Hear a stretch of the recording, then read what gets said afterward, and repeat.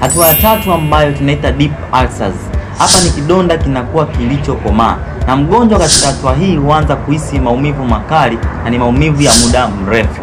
Na katika hatua hii kidonda kinakuwa kinachimba zaidi ndani na mpaka kufikia katika tabaka la misuli ya tumbo. Lakini pia mgonjwa anaanza kupata choo cheusi, lakini pia anapata kichefuchefu kikali na pia kuvuja kwa damu ndani ya tumbo. Lakini pia hatua ya 4 ambayo ni hatua hatarishi na pia ni hatua hatari ambayo tunaita complication. Katika hatua hii kidonda kinakuwa kimeachwa kwa muda mrefu bila kupewa matibabu ya aina yoyote, na husababisha madhara tofauti. Madhara hayo ni pamoja na perforation, kutoboka kwa sehemu ya tumbo, lakini pia kusababisha obstruction, yani kuziba kwa sehemu ya tumbo. Lakini pia hatua ya mwisho ambayo inaita mabadiliko ya seli.